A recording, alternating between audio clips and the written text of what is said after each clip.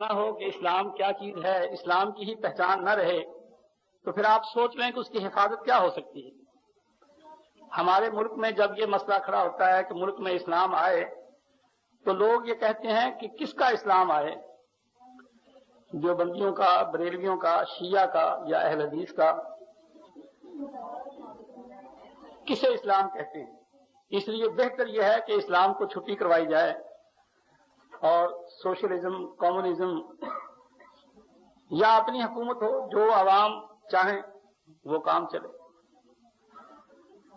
اب یہ ذمہ داری کس پر عائد ہوتی ہے؟ آپ سوچ لیں قیامت کے دن جب اللہ ہم سے پوچھے گا تو کیا ہماری نمازیں کریں گی، کیا ہمارے روزے کریں گے؟ جب اللہ ہم سے کہے گا کہ تمہارا دور وہ دور تھا، تمہاری نالائکی کی وجہ سے حالات ایسے پیدا ہو گئے تھے کہ لوگ یہ سمجھتے تھے کہ اسلام دنیا میں چل سکتا ہی نہیں، مولوی آپس میں لڑتے تھے، فرقے ایک دوسرے کو کافر کہتے تھے، اور عام مسلمان جو ہے اس کو پتہ ہی نہیں تھا کہ اسلام چیز کیا ہے۔ سو میرے بھائیوں، یہ بہت ضروری ہے کہ آج ہم اسلام کو پہچانیں کہ اصل اسلام کیا ہے۔ اگر ہم صحیح معنوں میں مسلمان ہو جائیں اسلام کو پہچان کر، تو پھر یہ کوئی مسئلہ نہ رہ جائے کہ ملک میں اسلام کیوں نہیں آتا۔ ہم نے اسلام کو ایک خاندانی چیز سمجھ رکھا ہے، ہم نے یہ سمجھا ہے کہ اسلام ایک موروثی چیز ہے، خاندانی چیز ہے، وہ مل گئی، یہ ٹھیک ہے، اور ادھر یہ مطالبہ بھی ہوتا ہے کہ ملک میں اسلام آئے۔ آپ سوچیں کہ ملک مسلمانوں کا ہو اور ملک میں اسلام نہ ہو، یعنی مسلمان تو اسلام سے ہوتا ہے اور مسلمان کہتے ہیں اسلام لاؤ۔ کس قدر تضاد ہے اور کس قدر عجیب بات ہے یہ۔ اور اگر یہ کہہ دیا جائے کہ بھئی تم پاکستان والو، تم جو کہتے ہو اسلام کا مطالبہ کرتے ہو، بار بار اسلام کا مطالبہ کرتے ہو، تو اس کا مطلب ہے کہ تم مسلمان نہیں ہو۔ مسلمان اسلام کا مطالبہ کریں، حالانکہ مسلمان تو ہوتا ہی وہ ہے جس کے پاس اسلام ہو، اور پھر وہ اسلام کا مطالبہ کرے۔ اب سوچئے وہ کیا اسلام ہوگا کہ حکومت لائے۔ مولوی اسٹیجوں پر آتے ہیں اور آ کر کہتے ہیں، مطالبہ کرتے ہیں حکومت سے کہ حکومت اسلام لائے۔ ارے اسلام کوئی لایا کرتا ہے، آپ مسلمان ہوں۔ اور یاد رکھیے گا، یہ نفاق کہ زبان کہتی ہے اسلام اسلام اور عمل کہتا ہے بالکل جھوٹ، بالکل جھوٹ، بالکل جھوٹ۔ ہم نے دیکھا ہے یہ اتحاد کا جب موقع تھا، یا تاریخ ہمیں بتا ہی رہی ہے کہ جتنے بھی اسلام کے داعی ہیں، اسلام کا مطالبہ کرنے والے ہیں اور حکومت سے کہتے ہیں کہ ملک میں اسلام لاؤ، ملک میں اسلام لاؤ، ان سے کوئی پوچھے کہ تمہارے گھر میں اسلام ہے تو آپ کو فوراً معلوم ہو جائے گا کہ یہ جو مولوی اسٹیج پر آیا ہے اور اسلام کا مطالبہ کرتا ہے بالکل جھوٹ بولتا ہے۔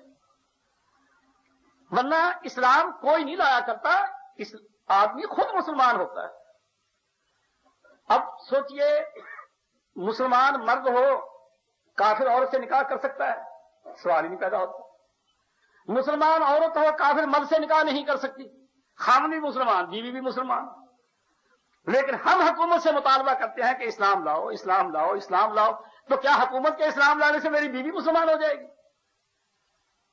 میرے بھائیوں، اس بات کو خوب سمجھ لو کہ اسلام کوئی ایسی چیز نہیں ہے جو برآمد کیا جائے یا کسے کہا جائے کہ تو اسلام لا۔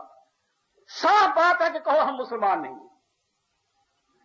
مسلمان ہونے کے لیے اسلام کا ہونا ضروری ہے، اور اسلام کسے کہتے ہیں؟ محمد صلی اللہ علیہ وسلم جو کہیں وہ اسلام ہے، محمد صلی اللہ علیہ وسلم جو کریں وہ اسلام ہے۔ اسلام یہ نہیں ہے کہ مولوی کیا کہتے ہیں، اسلام یہ نہیں ہے کہ عوام کیا کرتے ہیں، اسلام اسے نہیں کہتے جو مسلمان کریں، اسلام اسے کہتے ہیں جو اللہ اور اس کے رسول نے کہہ دیا ہے، جو رسول نے عملی نمونہ پیش کر دیا ہے، اسلام اس کو کہتے ہیں۔ اور مسلمان آدمی کب ہوتا ہے؟ جب اس کے پاس اسلام آ جائے۔ جب اس کے پاس اسلام آ گیا وہ مسلمان ہو گیا، اور اگر وہ اسلام کا مطالبہ کرتا ہے تو وہ مسلمان نہیں۔ اور اسلام تو میرے بھائیوں چیز ہی ایسی ہے کہ زندگی مکمل ہوتا ہی نہیں، جب انسان کا مرنے کا وقت آتا ہے اس وقت فیصلہ ہوتا ہے کہ یہ مسلمان ہے یا نہیں۔ چنانچہ یوسف علیہ السلام کی دعا قرآن مجید میں ہے، رب قد آتیتنی من الملک وعلمتنی من تاویل الاحادیث فاطر السماوات والارض انت ولی فی الدنیا والآخرہ توفنی مسلما۔ اللہ مجھے مسلمان کر کے مار دو، دنیا تو نے مجھے دے دی، بادشاہ تو نے مجھے دے دی، علم تو نے مجھے دے دیا، اب میری دعا یہ ہے کہ توفنی مسلمان، میں جب مروں تو مسلمان ہو کر مروں۔ اور اسلام میرے بھائیوں کسے کہتے ہیں کہ خدا کا حکم آیا آپ نے مان لیا، اگر خدا کا حکم آیا اور آپ نے نہیں مانا تو چھٹی۔ میں 50 سال 60 سال کا ہو گیا، اللہ کے حکم مانتا رہا، اب اگر میں نے کوئی حکم اللہ کا ماننے سے انکار کر دیا یا عملاً چھوڑ دیا، منافقت کرنے لگ گیا، اسلام گیا، ختم، بالکل۔ اگر ہم مسلمان ہونا چاہتے ہیں تو آپ اسلام لے آئیے، جب آپ اسلام لے آئیں گے آپ مسلمان ہوں گے، اور جب آپ مسلمان ہو جائیں گے پاکستان میں اسلام خود آ جائے گا۔ تو میرے بھائیوں، میں جو آپ سے کر رہا تھا وہ یہ کہ ملک میں اسلام آنا چاہیے۔ اب اصل اسلام کسے کہتے ہیں؟ اسلام کے بارے میں یہ بات آپ کے خوب ذہن نشین ہونی چاہیے، لمبا وقت نہیں ہے، کہ اسلام وہ ہے جو اللہ کے رسول نے کہا، جو اللہ کے رسول نے کیا، جو کچھ آپ نے کر کے دکھایا وہ اسلام ہے۔ اسلام کسی اور کے کہنے یا کرنے کو نہیں کہتے۔ جنہوں نے یہ چیزیں شامل کی ہیں انہوں نے اسلام کو ملاوٹی کیا ہے، انہوں نے دودھ میں پانی ڈالا ہے۔ اب آپ دیکھ لیجئے گا ہمارے ملک میں جتنے بھی فرقے ہیں ان کو آپ دیکھتے جائیں، یہ سارے کیوں برباد ہو رہے ہیں؟ اس راستے کہ انہوں نے دودھ میں پانی ڈالا ہوا ہے۔ اسلام دودھ ہے۔ حضور صلی اللہ علیہ وسلم کو جب معراج ہوا تو آپ کے سامنے 2 پیالے پیش کیے گئے، جن میں سے ایک دودھ کا تھا، دوسرا شراب کا تھا۔ تو اسلام جو ہے وہ ایک دودھ ہے، خالص دودھ، اور دودھ اسی وقت تک خالص ہے جب تک اس کی وہی حالت ہے جبکہ تھنوں سے نکلتا ہے۔ جب اس میں پانی پڑ جائے، پانی زمزم کا پڑ جائے، زمزم بھی ڈال دیں تو دودھ کی کوالٹی خراب ہو جاتی ہے۔ اگر کوئی دکاندار دودھ بیچے اور زمزم ڈال کر بیچے تو لوگ اس کے دودھ کی تعریف کریں گے، لوگ کہیں گے بے ایمان ہے، دھوکہ کرتا ہے، دودھ میں پانی ڈال کر بیچتا ہے۔ بے شک زمزم ہی صحیح، حالانکہ زمزم کتنا مقدس ہے، زمزم کیسا پاک پانی ہے، کتنی اس کی عزت ہے، لیکن جب وہ دودھ میں پڑ جائے تو دودھ کا ستیاناش ہو جاتا ہے، دودھ کی کوالٹی گر جاتی ہے، دودھ کی وہ عزت باقی نہیں رہتی۔ بالکل اسی طرح سے اسلام ہے۔ اس اسلام میں آپ پہلے کسی نبی کو ڈال دیں، امام تو خیر بعد میں رہے، پہلے کسی نبی کو ڈال دیں تو اسلام خراب ہو جاتا ہے۔ چنانچہ رسول اللہ صلی اللہ علیہ وسلم نے فرمایا، لوگوں سن لو، آج اسلام کیا ہے، میرے پیچھے چلنا۔ اگر میرے آنے کے بعد محمد رسول اللہ پڑھ لینے کے بعد اگر تم دیکھو کہ آج موسیٰ علیہ السلام آ گئے ہیں، نام موسیٰ علیہ السلام کا ہے، یا ابراہیم علیہ السلام آ گئے ہیں، یا عیسیٰ علیہ السلام آ گئے ہیں، یا نوح علیہ السلام آ گئے ہیں، کوئی پیغمبر آ جائے، فَاتَّبَعْتُمُوهُ وَتَرَكْتُمُونِي، تم اس کے پیچھے لگ جاؤ اور میری بات رہ جائے، لَظَلَمْتُمْ عَنْ سَوَاءِ السَّبِيلِ، تمہارا اسلام گیا، بالکل برباد ہو۔ اور ہم نے کیا کیا؟ ہم نے تو دیکھ لو، اب سب سے ہمارے قریب جو ہے دیوبندی ہیں، اور پھر دیوبندیوں کے بھائی جو ہیں وہ بریلوی ہیں، دونوں حنفی ہیں۔ اب اگر لڑائی جھگڑے کی بات نہیں، غصے کی بات نہیں، سوچنے کی بات ہے، اگر ایک دیوبندی ٹھنڈے دل سے بیٹھ کر اپنی دکان پر اپنے گھر میں بیٹھ کر سوچے کہ میں جو حنفی ہوں، یہ حنفی کا پیالہ میں نے اسلام میں کب سے ڈال لیا یا کیوں ڈال لیا؟ جب دودھ میں زمزم ملانے سے دودھ خراب ہو جاتا ہے، جب محمد صلی اللہ علیہ وسلم کے بعد اگر موسیٰ علیہ السلام آ جائیں ان کی اتباع سے اسلام خراب ہو جاتا ہے، تو میں حنفی بن گیا تو میری خیر کہاں ہوگی؟ لیکن سوچنے کی بات ہے، غصے کی بات نہیں ہے یہ، لیکن کون سوچتا ہے؟ بات اصل میں کیا ہے؟ ہمارے سامنے یہ مقصد ہی نہیں ہے کہ اسلام جو ہے ایک جنت کی راہ۔ میرے بھائیوں، دنیا میں ہم خود اپنی مرضی سے نہیں آئے، ہمیں یہاں لایا گیا ہے، اور پھر یہاں سے اللہ ہمیں لے جاتا ہے۔ اپنی مرضی سے ہم نہیں جاتے، اللہ ہی لاتا ہے، اللہ ہی لے جاتا ہے۔ لاتا کیوں ہے؟ یہ دیکھنے کے لیے لیبلوکم ایکم احسن عملا، کہ تم نے آ کر دنیا میں کیا کیا ہے، تم کیسے عمل کرتے رہے، یہ دیکھنے کے لیے خدا لاتا ہے۔ پھر وہ جتنی مہلت چاہتا ہے وہ دیتا ہے، 50 سال کی دے، 60 سال کی دے، 40 سال کی دے، جب وہ چاہتا ہے بلا لیتا ہے۔ اور ہم اس میں کیا کرتے ہیں؟ بعض تو کلی طور پر اپنی مرضی، اور جو مذہب کی طرف آتے ہیں، کوئی دیوبندی بن گیا، کوئی بریلوی بن گیا، اور یہ دونوں ہندوستانی مذہب ہیں، اسلامی تو نہیں ہے۔ دیوبندیت کہاں ہے؟ دیوبند انڈیا میں ہے۔ اور بریلوی کہاں ہے؟ بریلوی کہاں ہے؟ وہ بھی انڈیا میں ہے۔ اگر مدرسے کی طرف نسبت ہو کہ میں وہاں سے پڑھ کر آیا ہوں تو خیر اور بات ہے، وہ مذہب نہیں۔ اگر مذہب نہ ہو، مدرسے کی نسبت ہو، مثلا میں علی ہوں، میں نے FSC علی گڑھ سے کیا تھا اور میں علی کہوں، ٹھیک ہے، وہ کوئی مذہب تو نہیں ہے۔ اگر کوئی دیوبند سے پڑھا ہو یا اس سلسلے سے پڑھا ہو، دیوبندی کہے تو اور بات ہے، لیکن اب تو دیوبندی باقاعدہ مذہب ہے، بریلویت باقاعدہ مذہب ہے۔ اور مذہب جو علاقائی ہو، کسی خاص علاقے کا ہو، وہ اسلام کبھی نہیں ہوتا۔ اسلام تو یونیورسل ہے، مشرق کا، مغرب کا، شمال کا، جنوب کا، وہ تو سب جگہ کا ایک ہے، وہ کسی اور جگہ کی پیداوار نہیں ہے، اور وہ مکے سے متعلق نہیں، وہ مدینے سے متعلق نہیں۔ اسلام کو نہ مکی کہہ سکتے ہیں، نہ اسلام کو مدنی کہہ سکتے ہیں کہ جی جو مکے میں ہو وہ اسلام ہے۔ کل کو مکے میں کسی گندے کی حکومت ہو جائے، پھر پرسوں کو مدینے میں کسی اور کی حکومت ہو جائے، کسی فاسق فاجر کی، کسی مشرک کی، کسی بدعتی کی، پھر وہ اسلام ہوگا؟ نہیں، اسلام محمدی ہے۔ جو محمد صلی اللہ علیہ وسلم نے کہا، جو آپ نے کیا، وہ اسلام ہے۔ کوئی کچھ کہتا رہے، کوئی کچھ کرتا رہے، جو محمد صلی اللہ علیہ وسلم کا عمل ہے وہ اسلام ہے۔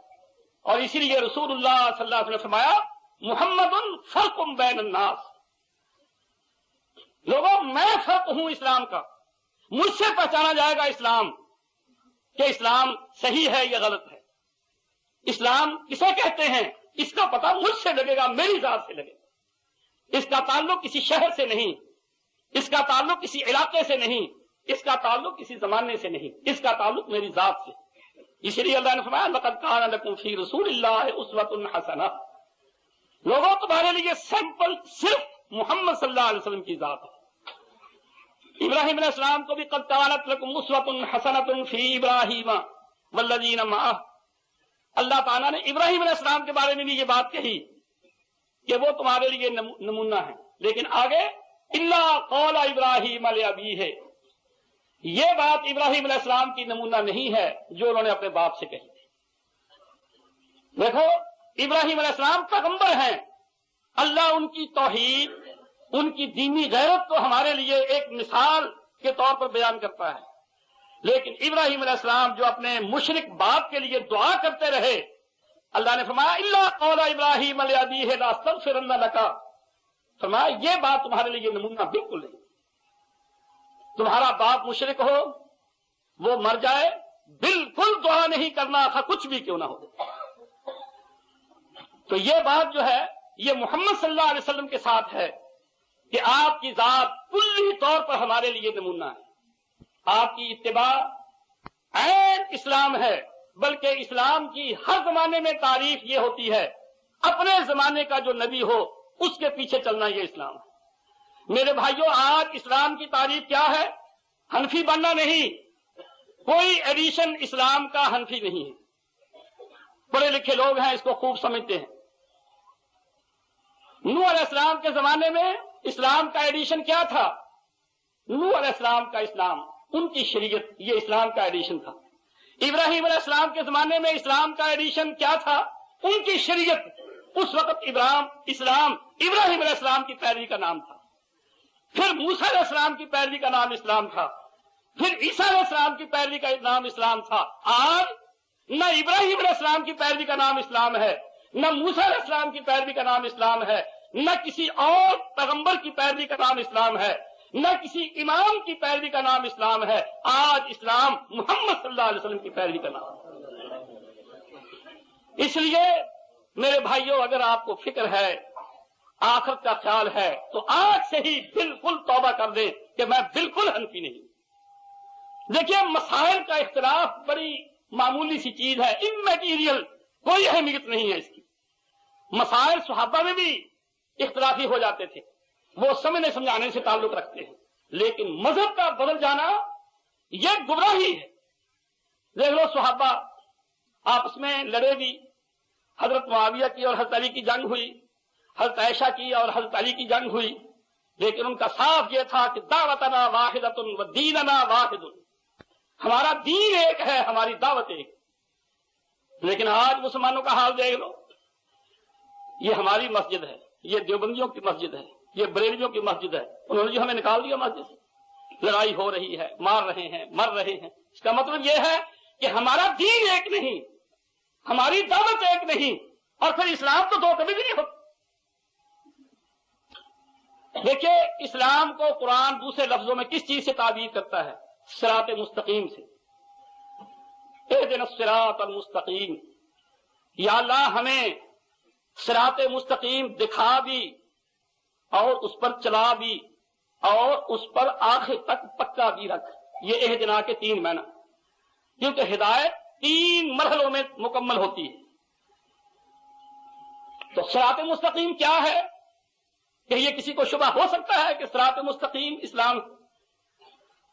اللہ نے صراط مستقیم سے اسلام کی تعبیر کی ہے کہ اسلام کو صراط مستقیم کہا ہے. اور صراط مستقیم کہنے سے کیا مقصد ہے؟ صراط مستقیم سیدھی سڑک، اردو میں خط مستقیم، انگلش میں اس کو اسٹریٹ لائن، بالکل سیدھا خط. اسلام کو سیدھا خط کیوں کہا ہے، خط مستقیم کیوں کہا ہے؟ اس لیے کہ وہ 2 نقطوں کے درمیان ایک ہو سکتا ہے، کبھی 2 3 4 5 ہو سکتے. 2 نقطوں کے درمیان خط مستقیم صرف ایک ہو سکتا ہے، کبھی 2 3 4 5 نہیں ہو سکتے. اور خط مستقیم، اب آپ جیسے لوگ جاہل کہہ دیتے ہیں کہ دیوبندی اور اہل حدیث میں کیا فرق ہے، یہ تو ایک ہی ہیں. ارے بھائی ایک ہو تو منطبق ہو جائیں. بچے جو اسکولوں میں پڑھتے ہیں انہیں پتا ہے کہ 2 خط ہوں مستقیم، ان کو کیسے پہچانتے ہیں؟ ایک کو اٹھا کر دوسرے پر رکھ دو، دونوں منطبق ہو جائیں گے، مل جائیں گے، بالکل فرق نظر نہیں آئے گا. لیکن دیوبندی اور اہل حدیث میں کوئی فرق نظر نہیں آتا. ان کے عالموں کی لائن اور ان کے اکابر کی لائن اور ان کی مسجدیں اور ان کی، وہ اپنی مسجد بناتے ہیں، فوراً رجسٹریشن کرواتے ہیں کہ کہیں دوسرا چھین نہ، اور پھر کہہ دینا کہ ایک ہے. تو جب یہ ایک نہیں تو خط مستقیم ان میں سے ایک ہو سکتا ہے، 2 نہیں ہو سکتے، 3 نہیں ہو سکتے. میرے بھائیوں یہ غصے کی بات نہیں، یہ سمجھنے کی باتیں ہیں. خط مستقیم صرف ایک ہو سکتا ہے، 2 نہیں ہو سکتے، 3 نہیں ہو سکتے، 4 نہیں ہو سکتے. اللہ اور بندے کے درمیان وہ 2 پوائنٹس، وہ 2 نقطے کون سے ہیں جن کے درمیان خط مستقیم ایک ہو سکتا ہے؟ وہ 2 نقطے، ایک اللہ اور ایک بندہ. اللہ اور بندے کے درمیان بندے کا اللہ سے ملنا، یہ راستہ جو ہے یہ صرف صحیح ایک ہو سکتا ہے، 2 کبھی نہیں ہو سکتا. اور وہ کون سا ہوگا؟ جو محمد نے کھینچا ہو صلی اللہ علیہ وسلم. وہ خط مستقیم کون سا ہو سکتا ہے؟ جو محمد صلی اللہ علیہ وسلم نے کھینچا ہے. جو کسی امام نے کھینچ دیا، جو کسی پیر نے. میرے بھائیوں یہ امامت کا مسئلہ یہ شیعہ سے آیا ہے. اصل میں یہ مسئلہ شیعہ کا ہے. شیعہ کے ہاں امامت جزو ایمان ہے. وہ امام کو معصوم سمجھتے ہیں، جیسے پیغمبر معصوم ہوتا ہے ایسے امام بھی معصوم ہوتا ہے. یہ ہمارے سنیوں نے، جن کو عرف میں اہل سنت کو کہہ دیتے ہیں، یہ انہوں نے وہاں سے لیا. انہوں نے 12 امام بنائے، سنیوں نے 4 امام بنائے. حالانکہ دین کا کوئی امام نہیں، صرف امام وہ ہوتا ہے جس کو اللہ بنا، اور وہ نبی ہوتا ہے اور کوئی نہیں ہوتا. اور اسی کی اتباع ہو سکتی ہے، اسی کی پیروی ہو سکتی ہے. اس قدر ظلم ہے اپنے بنائے ہوئے امام کو خود ہی امام بنا لینا اور خود ہی اس کی پیروی شروع کر دینا. اب اگر میرا کوئی دوست یہاں بیٹھا ہو تو وہ سوچ لے کہ امام ابو حنیفہ امام ہیں اور تیرا نام ان کی نسبت سے حنفی ہے. ان کو کس نے امام بنایا تھا؟ کیا ان کو اللہ نے امام مقرر کیا ہے؟ اگر دیانت ہوگی تو کہے گا نہیں. کیا ان کو رسول اللہ صلی اللہ علیہ وسلم نے امام مقرر کیا ہے؟ کہے گا نہیں. کیا انہوں نے خود کہا تھا کہ لوگوں میں امام ہوں؟ بالکل نہیں. وہ حاشا اللہ، وہ ایسے نہیں. تو پھر کس نے بنایا ہے؟ کہ جی پتہ نہیں. جس دین کا یہ حال ہو کہ پتہ نہیں کس نے بنایا ہے، یہ جب بن گئے کچھ کہہ نہیں سکتے، وہ کو دین ہوگا. محمد صلی اللہ علیہ وسلم کو کس نے مقرر کیا ہے؟ کہ یہ کچھ والی بات ہے. اور ان کو امام بنانا، ان کے پیچھے چلنا، یہ اسلام ہے. اپنا امام بنا کر اس کے نام پر مذہب بنانا، یہ اسلام کو برباد کرنا، یہ خط مستقیم سے ہٹنا ہے. اور میرے بھائیوں، خط مستقیم کی جہاں یہ خوبی ہے، اہدنا الصراط المستقیم، کہ وہ اللہ اور بندے کے درمیان صرف ایک ہو سکتا ہے، وہاں دوسری خط مستقیم کی خاصیت یہ ہوتی ہے کہ وہ دو نقطوں کے درمیان شارٹیسٹ ہوتا ہے. سب سے چھوٹا خط خط مستقیم ہوتا ہے، اور وہ ایسا ہوتا ہے کہ جو ہی بندہ اس پر چڑھ گیا سیدھا جنت گیا، دیر بھی نہیں لگتی. اگر اللہ اس کو باقی رکھے جتنی دیر مرضی رکھے، لیکن جب وہ ارادے سے خط مستقیم پر، صراط مستقیم پر چڑھ جاتا ہے، ایک لمحہ بھی اسے نہ ملے کوئی کام کرنے کے لیے، نماز پڑھنے کے لیے، زکات دینے کے لیے، حج کرنے کے لیے، روزہ رکھنے کے لیے، بس وہ خط مستقیم پر چڑھا، صراط مستقیم پر آیا، اللہ اسے جنت میں داخل کر دے. چنانچہ قرآن مجید میں دیکھ لو، وہ جادوگر جو موسیٰ علیہ السلام کے مقابلے کے لیے آئے تھے، جب فرعون ہار گیا، جادوگر موسیٰ علیہ السلام کے مقابلے میں شکست کھا گئے، فَأُلْقِيَ السَّحَرَةُ سُجَّدًا، وہ سجدے میں پڑ گئے، فوراً کہنے لگے آمنا برب ہارون و موسیٰ، ہم ہارون علیہ السلام اور موسیٰ علیہ السلام کے رب پر ہم ایمان لے آئے. فرعون نے کہا کہ راشن میرا کھاتے رہے، ٹیے میں نے دیا، کرائے میں دیتا رہا، دعوتیں میری اڑاتے رہے، اور بغیر میرے پوچھے اب موسیٰ علیہ السلام پر ایمان لے آئے. لَأُقَطِّعَنَّ أَيْدِيَكُمْ وَأَرْجُلَكُمْ مِنْ خِلَافٍ، میں تمہارے ہاتھ اور پاؤں کراس کر کے کاٹوں گا اور تمہیں سولی دوں گا کھجوروں پر. انہوں نے کہا بالکل فق زمان تقاض، جو تیری مرضی کر لے. ہم صراط مستقیم پر چڑھ گئے. چنانچہ دیر بھی نہیں لگی، وہ ان کو مار رہا ہے، خدا ان کو جنت میں داخل کر رہا ہے. نہ نماز، نہ روزہ، نہ حج، نہ زکات، چل جو رہے گئے سیدھی راہ پر. اور اگر ہو حنفی اور چلے کرے، چلے پر چلا، چلے پر چلا، چلے پر چلا، اور رستہ حنفی کا ہو اور وہ صراط مستقیم نہ ہو جو اللہ نے اپنے نبی کے ذریعے سے خط کھنچوایا ہے، جتنے مرضی چلے کرتا رہے گا، کبھی پہنچ جائے تو بتا دیں. یہ خط مستقیم کی خاصیت ہے کہ وہ شارٹیسٹ ہوتا ہے، دیر بھی نہیں لگتی کہ جو ہی آدمی اس پر چڑھا اگر فوراً مر جائے فوراً جنت میں، جتنی دیر اس پر رہے گا بس جنت کی راہ طے کر رہا.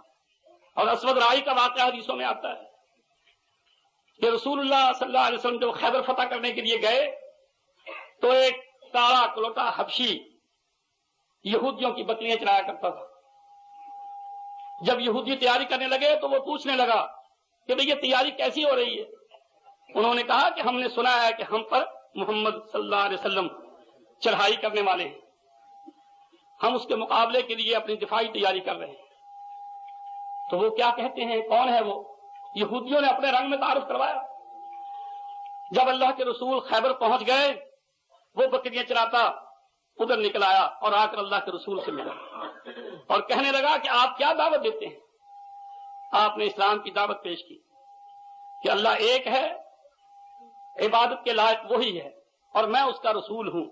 جو میں کہوں میرے کہنے کے مطابق اللہ کی عبادت کرو، یہ صراط مستقیم.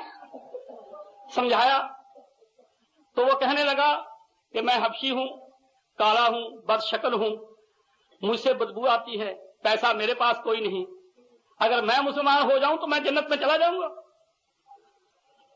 اللہ کے رسول نے فرمایا کہ کیوں نہیں؟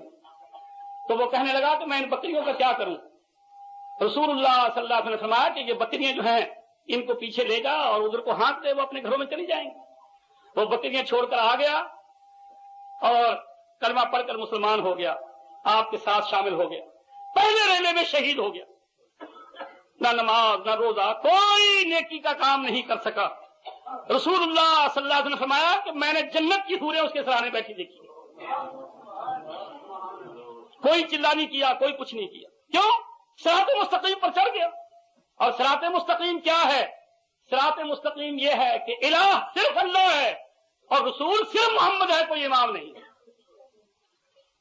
اور ہم نے اب دیکھو کہ جی مذہب ہمارا اسلام ہے، مسلک ہمارا حنفی ہے۔ میں یہ بار بار اس لیے نہیں، چرانے کے لیے نہیں کہتا، کیونکہ ہمارے قریبی بھائی یہی واسطہ ان سے پڑتا ہے۔ اب اس کا مطلب کیا ہو گیا کہ نام لینے کے لیے تو نبی ہے اور چلنے کے لیے امام صاحب ہے۔ نماز حنفی طریقے کی، نکاح حنفی طریقے کا، طلاق حنفی طریقے کی، روزہ حنفی طریقے کا، حج حنفی طریقے کا، اور نبی کس لیے؟ نام لینے کے لیے۔ ریٹائر جو ہو گیا ہے جو نہیں۔ اب میرے بھائیوں یہ حقیقت میں چھٹی دینے والی بات۔ دیکھیں مشرک کیا کرتا ہے، مشرک لا الہ الا اللہ بھی پڑھ دیتا ہے، مشرک اللہ کا نام بھی بڑے زور سے لیتا ہے، لیکن جب بیٹا مانگنا ہو تو پیروں سے، کوئی مصیبت ہو تو پیروں سے، اللہ کو چھٹی، اللہ فارغ۔ دیکھیں صرف نام ہے، بالکل یہ مقلد تقلید کرنے والا نام اللہ کے رسول کا لے گا، کہے گا محمد رسول اللہ، جب عمل کا وقت آئے گا تو امام کو لے گا۔ کہیے یہ کچھ والی بات ہے؟ اس کو ٹٹول کر دیکھ لے، اس کو آزما کر دیکھ لے۔ میرے بھائیوں، میں آپ سے حقیقت عرض کر دوں، اس وقت سب سے بڑی ضرورت یہ ہے، میں آپ کے سامنے بیان کر رہا ہوں کہ اصلی اسلام یہ ہے اور نقلی اسلام بے انتہا ہے۔ اب لوگ کہتے ہیں اچھا جی ہمیں اصلی اسلام کا نمونہ دکھاؤ، اصلی اسلام کا کوئی نمونہ دکھاؤ۔ اب میں آپ حدیثوں کو پیش کروں کہ یہ اصلی اسلام کا نمونہ ہے، اور آپ کا حال کیا ہے؟ یہ عبد الحکیم ہے، چھوٹی سی جگہ ہے، 3 جگہ سنا عید پڑھتے ہیں، کچھ عید لائن کے اس طرف، کچھ لائن کے اس طرف۔ کیوں؟ اس لیے کہ جب عید پہ پیسے آئیں گے تو تقسیم کیسے کریں گے؟ اب سوچئے کہ دعویٰ یہ کرے کہ میں اللہ کے رسول کا نائب ہوں، اس لیے کہ حدیث ہوں، میں حضور کا خلیفہ ہوں، میں حنفی نہیں، میں شافعی نہیں، میں وہابی نہیں، میں مالکی نہیں، میں کسی امام کو نہیں مانتا، کسی پیر کو نہیں مانتا، کسی فقیر کو نہیں مانتا، میں صرف اللہ کے رسول کو مانتا ہوں۔ لیکن حال کیا ہے؟ حال وہ ہے جو آپ کے سامنے ہے، اپنے شہر میں دیکھ لیں حال۔ میرے بھائیوں، لوگ ہمیشہ کتابی علم کو نہیں دیکھتے، لوگ پریکٹیکل عملی نمونہ مانگتے ہیں کہ کوئی سیمپل دکھاؤ۔ لوگ کہتے ہیں کوئی نمونہ دکھاؤ، کیسے مسلمان بنے، کون سا اسلام؟ اور واقعتاً اسلام تو اہل حدیث کے پاس ہے، اگرچہ اصولاً ہی صحیح اسلام تو ان کے پاس ہے، لیکن جب نام آتا ہے مثال کا، ہم احسان ظہیر کو پیش کر دیں یا کسی اور کو پیش کر دیں، یا میاں عبد الحکیم والوں یہ آپ کو پیش کر دیں۔ مجھے تو یہ سن کر اس قدر، ویسے آپ سوچیں یہ عید پڑھانا، یہ جمعہ پڑھانا، یہ نماز پڑھانا، یہ پیسے لینا جائز ہے؟ حضرت عثمان بن ابی العاص رسول اللہ صلی اللہ علیہ وسلم کے پاس آئے اور آ کے کہنے لگے اجازت، آپ نے فرمایا جا میں نے تجھے امام مقرر کر دیا۔ پھر فرمایا کہ مؤذن وہ رکھنا جو پیسے نہ لے۔ اب مؤذن کون ہوتا ہے؟ جو اذان دے، اور اذان نماز سے پہلے ہی ہوتی ہے نا، 15 منٹ 20 منٹ، تو اس کا معنی یہ ہوا کہ وہ 15-20 منٹ کے لیے پابند ہو گیا کہ وہ لوگ 15-20 منٹ دیر بعد آئیں، وہ پہلے آئے اور آ کر اذان وقت پر دے۔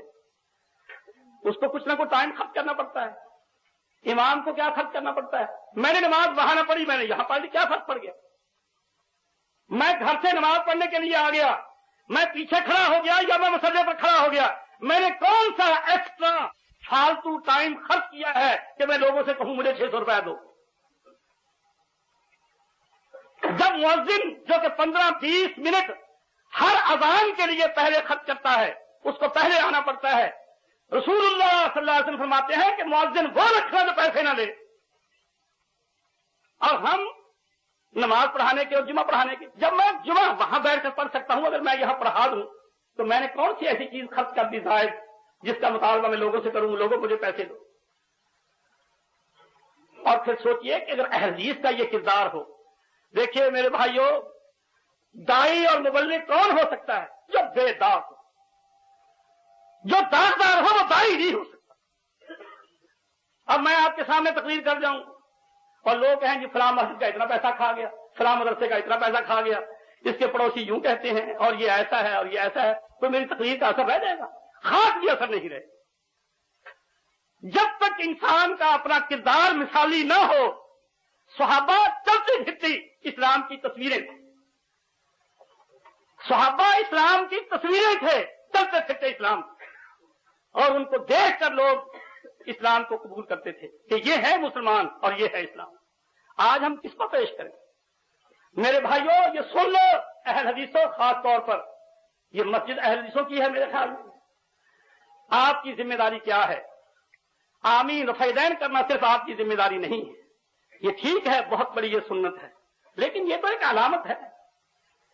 अहल हदीसी क्या चीज है? अहल हदीसी ये है कि हम लोगों से कहें कि अगर आपने अल्लाह के रसूल का नमूना देखना है, आपकी तालीम अमली शक्ल में देखनी है, तो मुझे दे। ये अहल हदीस होना है। ये नहीं कि 2 काम 3 काम हदीस के मुताबिक। ऐसे तो देवबंदी भी बहुत से काम हदीस के मुताबिक कर लेते हैं। बरेलवी जो शिर्क में डूबे हुए हैं वो भी बहुत से काम हदीस के मुताबिक कर लेते हैं। अरे गई गुजरी बात, शिया भी बहुत से काम हदीस के मुताबिक कर लेते हैं। अरे पंसारी वाला, हल्दी वाला पंसारी बन सकता है। 2 मसलों पर अमल करके आदमी हदीस बन जाता है। खुदा के लिए अपने मकाम को पहचानो, अपनी जिम्मेदारियों को देखो। इस वक्त हमें चौमुखी लड़ाई लड़नी है। सियासत दुनिया को हमें सिखानी चाहिए अहल हदीस को, और दीन लोगों को हमें सिखाना चाहिए। अब देवबंदियों का मामला, देवबंदी बहुत हद तक शिर्क से बचते हैं, लेकिन हकीकत में लोगों को शिर्क का पता ही नहीं। लोगों को शिर्क का पता ही नहीं। इसी तरह से बरेलवी है, फिर शिया है, फिर दूसरे हैं, फिर सियासी, ये जमहूरी पार्टी है, ये जमहूरियत का चक्कर है, ये सोशलिज्म का चक्कर है, ये कम्युनिज्म का चक्कर है। ये आपको अपने अमल से, अपने अकीदे से लोगों को ये बताना चाहिए कि इस्लाम ये है, इस्लाम का अमली नमूना ये है, और उसकी मिसाल आपका घर हो, आपकी जिंदगी हो, आपका कारोबार हो। मैंने नहीं देखा कि कोई आदमी रिश्ते का वक्त हो और वो कहे अच्छा भी हाँ अहल हदीस है, चलो मैं बाहर रिश्ता कर देता हूं। अहल हदीस तो मामले के बड़े अच्छे होते हैं।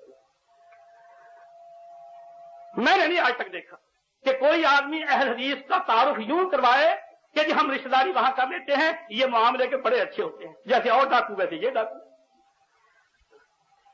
मेरे भाइयों, आप अगर अहल हदीस बने तो आपको अमली नमूना दिखाना चाहिए। अब देखो ना, ये कितनी अजीब बात है कि मैं चाहूं कि मेरी लड़की जब जाए दूसरे के घर, वहां तो वो हुकूमत करे, चाबियां सारी इसके कब्जे में हों, और जब किसी की लड़की हमारे घर आए तो वो बिल्कुल बांदी बनकर वहां बैठे, नौकरानी की तरफ से काम सारे करे और चीज अपनी सास के हाथ से लेकर खाए। यही हाल है हमारा, और क्या है। हालांकि इंसान को चाहिए कि इसने हमारी खातिर अपने मां बाप को छोड़ा, अब ये हमारी बेटी, उससे मोहब्बत हो, उसके साथ अच्छा सलूक हो, उसकी पूरी पूरी दिलजोई हो। ये क्यों? इसलिए कि मैं मुसलमान हूं, और मुसलमान का काम है अजनबी आदमी हो, बाहर का आदमी हो, जब वो आया हो उसका दिल रखना। यानी इंसान को अपनी जिम्मेदारियों का, जब इतनी अकल नहीं कि हम अपनी जिम्मेदारी का एहसास कर सकें, तो हम क्या दावा कर सकते हैं कि हमारा ये काम जो है ये बिल्कुल ठीक है। सो मेरे भाइयों, मैंने ये बातें आपके सामने बहुत दुखती बातें भी कही हैं, और मुमकिन है बात कहें जी कि बड़ी सख्त बातें भी हैं। मैंने ये आपके सामने हकीकत रखी है, इसको तवज्जो से देख लो। मेरे कहने का मकसद ये है कि इस्लाम के लिए जरूरी है कि आप अपनी जिंदगी को दोबारा देखें और उसको सही करने की कोशिश करें। इस रिवाजी जिंदगी के तहत आप अपनी निजात नहीं कभी भी कर सकते। निजात के लिए जरूरी है कि आप हर फील्ड में, जिंदगी के हर शोबे में अल्लाह के रसूल को मिसाल बनाएं। अल्लाह के रसूल को देखें कि आपका तरीका क्या था, आपकी तालीम क्या थी। सिर्फ ये नहीं, मैंने तो ये मुझे देखकर हैरानी होती है, अगर अहल हदीस को पहचानना हो तो सिर्फ नमाज में नजर आएगा और कहीं नजर नहीं आएगा, क्योंकि वो आमीन रफ़ैदैन करेगा, टांगे को चौड़ी करेगा, पता लग जाएगा ये अहल हदीस है। और बाहर चला जाए बाजार में तो फिर वो और बरेलवी और शिया सब बराबर है, कोई फर्क है? दुकानदारी में जो ठगी वो करते हैं वो ये करते हैं, मामलात में जो कुछ वो करते हैं वो ये करते हैं। अगर अहले हदीस देखना हो तो आमी रफ़ा-ए-दैन में देख लो। ये तो कोई इंसाफ की बात नहीं है कि आमी रफ़ा-ए-दैन वाला अहले हदीस होता है और बाकी काम खा वो कुछ भी करता रहे। सो अगर वो इस्लाम में दाखिल होना है, अपने आप को आप कामयाब बनाना चाहते हैं और ये समझते हैं कि हिदायत, और मैं आपसे अर्ज कर दूं, ये जो आजकल मैंने जो बातें कही हैं, बाद जो बंदियों को ये बहुत बातें खटकती होंगी, लेकिन खुदा की कसम अगर हमारी जिंदगी अमलन ठीक हो तो मेरे ख्याल में ज्यादा वादों की जरूरत ही नहीं। लोग अहले हदीसों की जिंदगियों को देख देख कर ठीक हो जाए। और मैं आपको अपने बहावलपुर की मिसाल देता हूं, आपने नमूना तो देख ही लिया। हमारे बारे में पहले की बात है, ये बहुत सख्त है, बहुत सख्त है। बल्कि मौलाना दाऊद गज़नवी के पास अल्लामा अरशद ने शिकायत की। हमारे बहावलपुर के अल्लामा अरशद थे, बड़ी शाती फिगर। तो उन्होंने कि भाई आपने वहां किसको भेज दिया, अब्दुल्ला को, इसे तो आग लगा दी, बड़ा गर्म है, बड़ा सख्त है। तो मेरे पास मौलाना दाऊद रहमतुल्लाह अलैह ने ये रशीद सिद्दीकी साहब मुल्तान वाले और 2 आदमी और वो भेजे कि भाई ऐसी सख्ती ठीक नहीं, नरमी से काम लें, आहिस्ता आहिस्ता करें। तो मैंने उनसे कहा, मैंने कहा जब मैं फंस जाऊंगा मुझे ना छुड़ाएं आप। यही है ज्यादा बात, जब मैं फंस जाऊंगा आप मुझे ना छुड़ाएं। हमने बिल्कुल साफ हक, देखिए जब खत खींचे तो सीधा खींचे, ये नहीं कि देखो ना अब देवबंदी का सर कट जाएगा, किसी की टांग कट जाएगी, किसी का पेट चिर जाएगा, नहीं, खत मुस्तकीम सीधा खत खींचो। जो गुमराह ठहरता ठहरे, कोई परवाह नहीं, सीधा खत खींचो। जब हमने सीधा खत खींचा तो अब जाहिर बात है कि देवबंदियों को भी तकलीफ हुई, बरेलवियों को भी तकलीफ हुई, हमारे खिलाफ मुकदमे रिट पर रिट हो रही है, ये हो रहे हैं, वो हो रहे हैं। लेकिन खुदा की कसम मैंने देखा कि हमारा वो हक कहना और बिल्कुल न शर्माना, बिल्कुल झिझक न रखना और अमली नमूना पेश करना। मैंने एक सिपाही के बारे में, वो एक तरफ बैठा बातें कर रहा था, उसने मुझे ना देखा, कहने लगा मेरे बारे में कि जी वो हैं तो बहुत अच्छे हैं, भाभी जहां जो होती है कि जी है भाभी लेकिन बहुत अच्छे। वो हमारा पड़ोसी, हमने जलसा करवाया, मुझे कहने लगा कि आइंदा अगर तुम्हारा जलसा हुआ तो तू नहीं बच सकता, मुझे कहने लगा। और फिर उसी को मैंने सुना ये कहते हुए कि हैं तो बहुत अच्छे, इसके बावजूद कि उसने मुझे ये धमकी दी उनके घर से कोई बच्चा आ जाए, उसकी बीवी आ जाए, उनको कभी तंगी हो, कोई बीमारी का मामला हो, उनके साथ हमने पूरा वो जो हदीसों में आता है कि पड़ोसी के 3 हक हैं, उसके मुताबिक हमने अमल किया। अब वो कहता है कि है बहुत अच्छे लेकिन है भाभी। अब उसके बाद वो वक्त गया, अब वो जिंदा है खुद, उसकी बीवी अहले हदीस, उसके बच्चे अहले हदीस, वो खुद अहले हदीस। यानी इस्लाम का अगर आप अमली नमूना पेश करें, अमली नमूना पेश करें और किस तरह से कि हदीसें पढ़ते जाएं, हदीसें सुनते जाएं और उसके मुताबिक अपने आप को ढालते जाएं। खुदा की कसम जब देवबंदी आपको देखेगा कभी आपसे बहस नहीं करेगा, फौरन अहले हदीस हो जाएगा। बरेलवी आपको देखेगा तो फौरन अहले हदीस हो जाएगा। ये हक की बरकत है, ये हक की बरकत है। और जब आप वैसे करें, आसीने चढ़ा लें और है सिर्फ आमीन रफ़ा-ए-दैन आपके पल्ले के सिवा कुछ नहीं, तो सवाए फसाद की और कुछ नहीं, फसाद ही होगा और कुछ नहीं। कुरान और हदीस पर आप तारबंद हो जाएं जैसे नबी सल्लल्लाहु अलैहि वसल्लम की तालीम है। फिर देखिए तबलीग कैसी है। मुसीबत यह है हमारे मौलवियों का हाल बहुत पतला है, जो तबलीग करते हैं वो खुद आमिल नहीं। जैसा कि वो मौलाना ने वो हदीस पढ़ी कि उनका हाल क्या होगा कि वो यक़ूलून मा ला यफ़अलून, इसको फिट करके देखें, ये मौलवियों पर फिट आती है। यक़ूलून मा ला यफ़अलून, वो जुबान से वो बात कहते हैं जो खुद नहीं करते। अब लोगों से मौलवी कहेगा लोगों चंदा दो, और मौलवी खुद पैसा नहीं कभी भी दे। वो कहेगा है मैं पैसा दूं, मैं लेने वाला, मैं देने वाला कहां से है? देखो कितना फर्क है। कभी आपने देखा मौलवी चंदा देता? जैसे मौलवी पर देना हराम और लोगों को लेना हराम। लोग दे, मौलवी ले। देखो कितनी यानी पार्टीशन, गजब की पार्टीशन है। और फिर उसके बाद आगे वयफ़अलून मा ला युमरून, वो काम करते हैं जिसका अल्लाह ने हुक्म नहीं दिया। इसमें देवबंदी बरेलवी सारे के सारे आ गए। मेरे भाइयों तवज्जो से सुन लो, देवबंदी नमाजी पक्का हो, देवबंदी शिरक ना करता हो, उसका देवबंदी होना यह गुमराही। क्यों? کس نے کہا اسے دیوبندی ہونے کے لیے؟ دیوبندی کو اسلام کا ایڈیشن ہے. وہ ہزار اپنے آپ کو خالص کہہ لے، اس کا اپنے آپ کو دیوبندی کہنا، اس کا اپنے آپ کو حنفی کہنا، یہ بذات خود گمراہی. اب میں اس سے زیادہ آپ سے کیا کہوں؟ اگر آپ ناراض ہوں تو آپ کی بات مرضی ہے، لیکن یہ حقیقت ہے. یہ وَيَفْعَلُونَ مَا لَا يُؤْمَرُونَ، کیا خدا نے کہا ہے؟ قیامت کے دن خدا آپ سے پوچھے گا، قیامت کے دن خدا آپ سے پوچھے گا سنا تو حنفی تھا؟ اور حنفی کہے گا یا اللہ میں حنفی تھا. خدا کہے گا تجھے کس نے کہا تھا حنفی بننے کے لیے؟ میں نے کہا تھا. اب بندہ یہ تو نہیں کہے گا یا اللہ تو نے کہا تھا، میرے نبی نے کہا تھا. کہے گا یا اللہ تیرے نبی نے بھی نہیں کہا. تو پھر تو کیسے بن گیا؟ یا اللہ میری مرضی. اس کے سوا بھی کوئی جواب ہو سکتا ہے؟ سو میرے بھائیوں، اہل حدیث بنو، اہل سنت بنو صحیح معنی میں. اہل سنت بریلوی اپنے آپ کو کہتے ہیں، حقیقت میں وہ نہیں، وہ تو اہل بدعت ہے، وہ اہل سنت نہیں ہے. اہل سنت بنو، سنت پر عمل ہو. جو بات حدیث سے ثابت ہو جائے نبی صلی اللہ علیہ وسلم کی سنت، وہ آپ کا شعار ہو، آپ کا طریقہ ہو، اس کے مطابق آپ زندگی ڈھالیں اور اپنی پوری زندگی کو اس کے مطابق کریں. وآخر دعوانا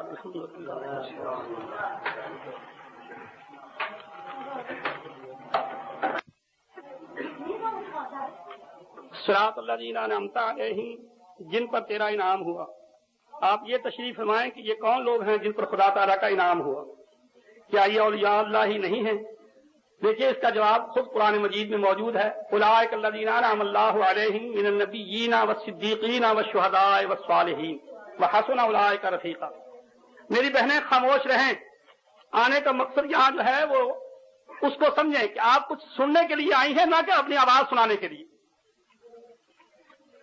تو جن پر اللہ کا انعام ہے وہ نبی ہیں، صدیق ہیں، شہید ہیں اور صالحین ہیں. اور یہی اسلام میں 4 درجے ہیں. یہ جو ہمارے جاہلوں نے غوث، قطب اور ابدال اور کیلیاں شیلیاں بنا رکھے ہیں، یہ سب گمراہی کے نام. کوئی اسلام کا یہ نام نہیں ہے قطب اور غوث اور ابدال، یہ بالکل غلط ہے. نام جو ہیں وہ یہی ہیں، اولئک الذین انعم اللہ علیہم من النبیین والصدیقین والشہداء والصالحین. نبی اور اس کے بعد صدیق، پھر شہید اور صالح.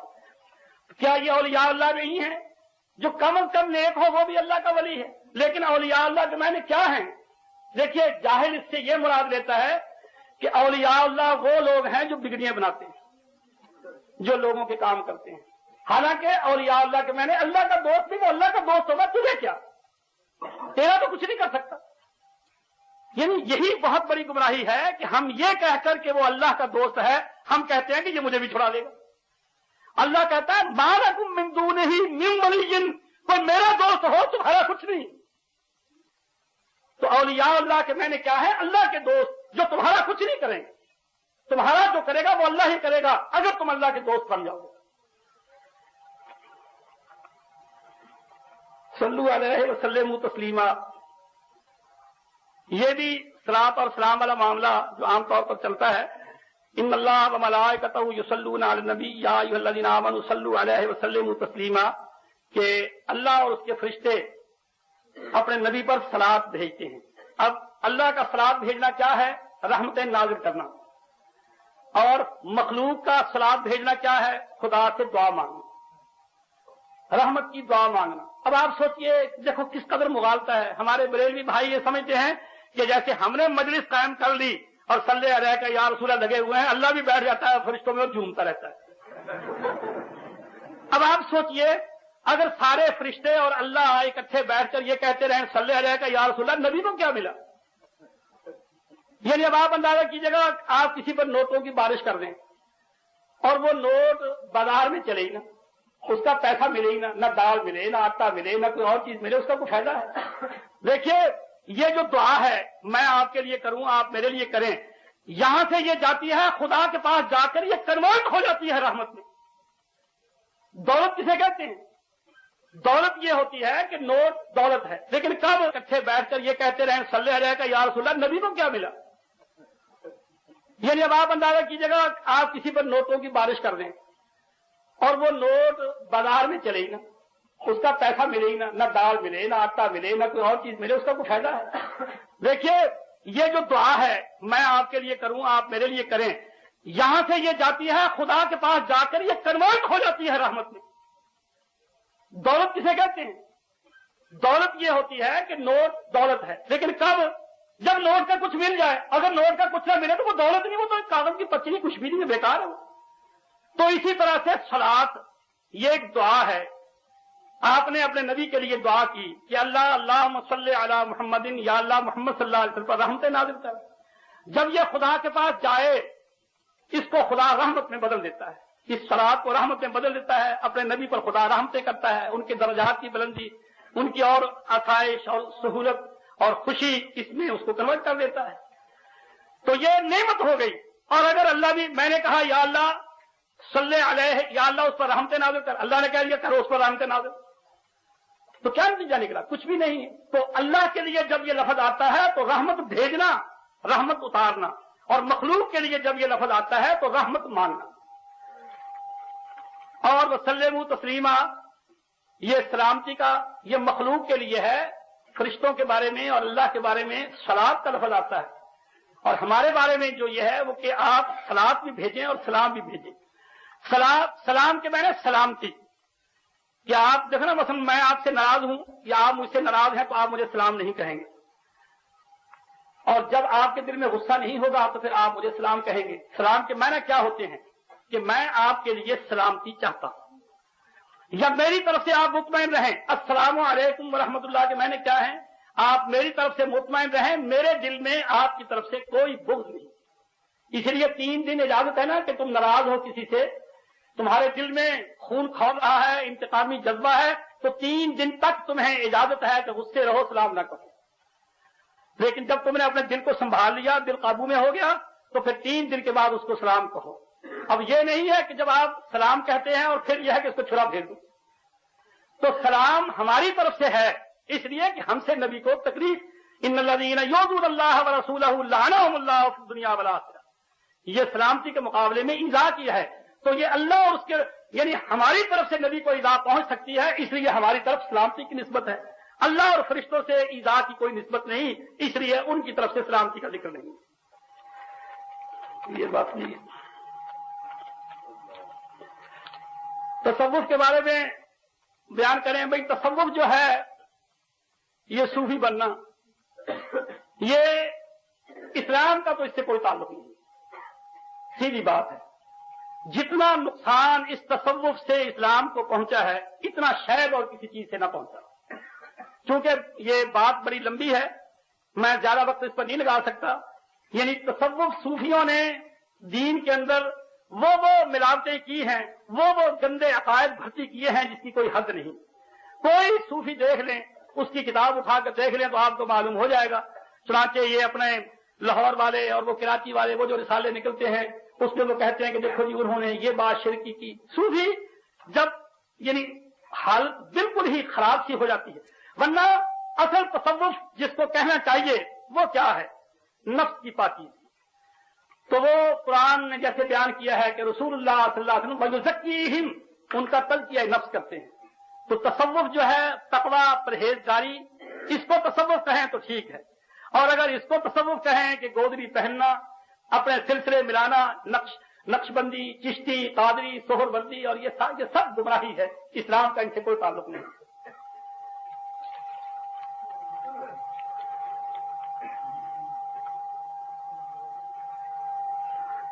नजरिया तौहीद के मुताबिक अगर हम इस्लामी मुआशरे की तख्लीक करें तो क्या सिफात खुदाबंदी को मुहर्रिक रखना पड़ता है?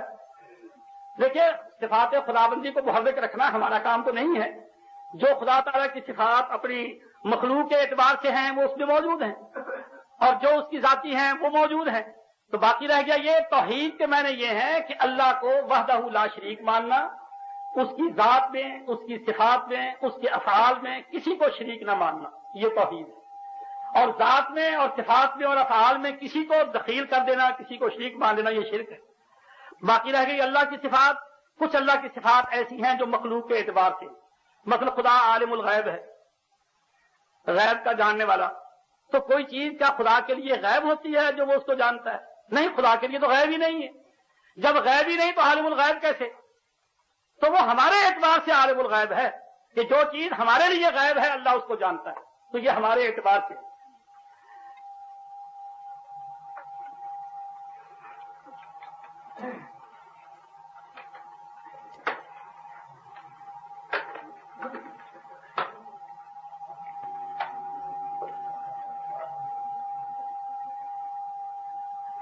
یہ سوال جو ہے یہ تو بہت ہی الجھا، مثلا اسلامی نظریہ کی کونسل نے عدل و احسان صفت خدابندی پر بنیاد رکھنے پر زور دیا ہے، معاشی بنیاد رکھنے پر زور دیا ہے تاکہ خدائی صفت مذکورہ محرک رہے، اور پھر قرآن مجید میں میراث السماوات والارض، تو پھر نظریہ توحید کے مطابق زمین و آسمان کا خدا تعالیٰ کے علاوہ دوسرا کوئی مالک نہیں ہو سکتا، زندگی دوسرے امور کے علاوہ ذاتی ملکیت کا معاملہ بھی بہت ہی اہم اور نازک ہے بقول علامہ اقبال۔ تو یہ گفتگو جو ہے یہ عام لوگوں میں تو کرنے کی نہیں، کیونکہ عوام کی سمجھ سے اوپر ہے، اس کو یہاں چھیڑنے کا فائدہ بھی نہیں ہے۔ اگر کسی دوست نے یہ بات کرنی ہو تو وہ بعد میں کر لے۔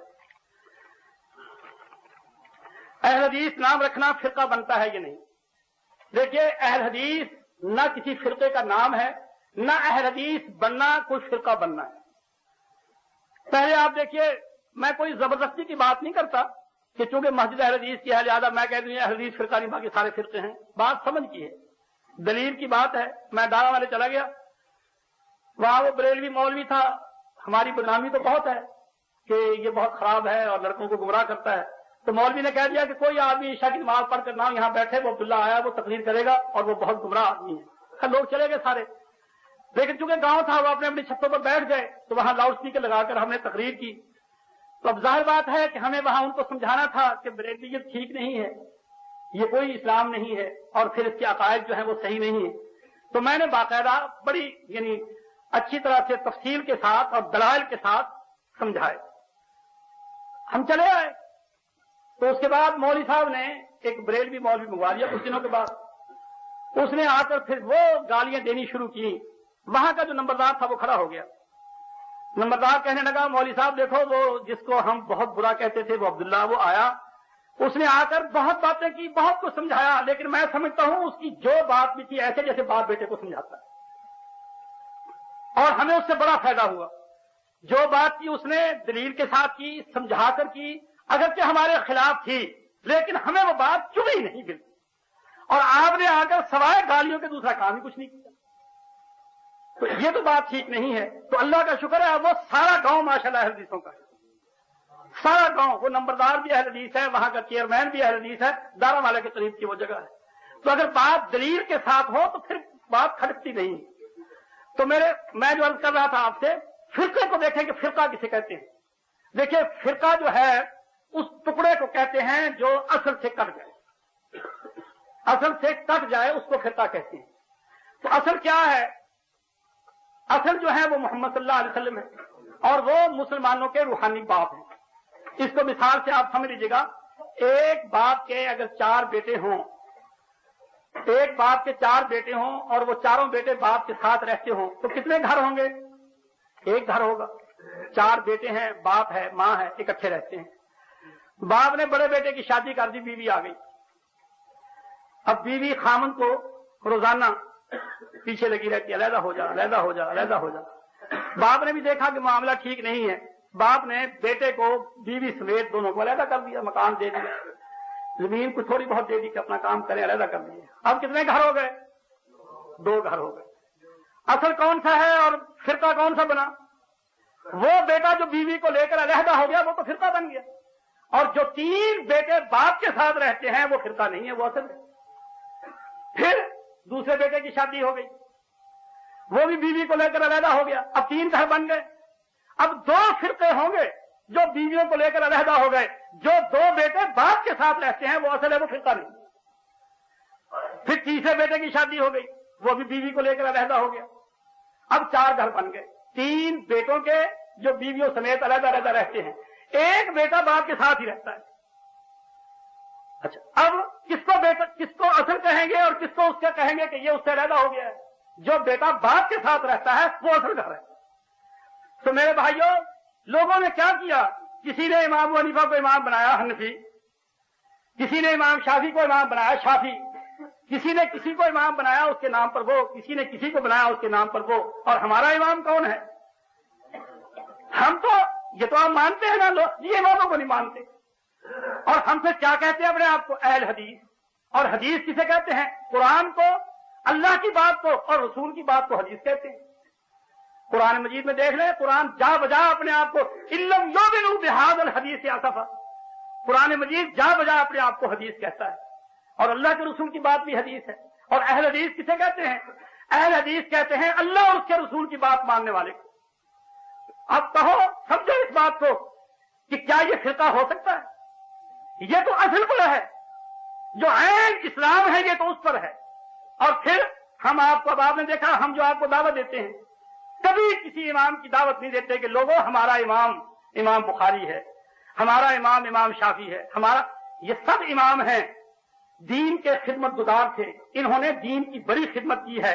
ये लोग इल्म के इमाम थे, ये लोग अपने अपने शोबे के इमाम थे, कोई मंतिक का, कोई फलसफे का, कोई मानी का, कोई बयान का, कोई हदीस का, कोई फिक़ह का, कोई किसी फन का, कोई किसी फन का, लेकिन दीन का इमाम सिर्फ अल्लाह के रसूल है और कोई नहीं।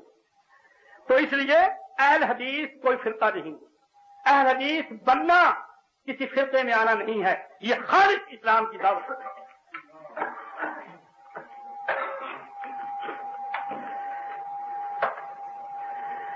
क्या खुदा हाफिज कहना दुरुस्त है? इसके बारे में बता दें, क्या खुदा हाफिज कहना दुरुस्त है कि नहीं? भाई खुदा हाफिज के मैंने खुदा के सुपुर्द, अब खुदा निगरान है, फी अमानिल्लाह ये कह देना या खुदा हाफिज, ये तो ठीक है, कोई ऐसी बात नहीं है ये इतराज वाली। अच्छा ये जो सवाल था एक और बात रह गया है, गालिबन ये क्या है?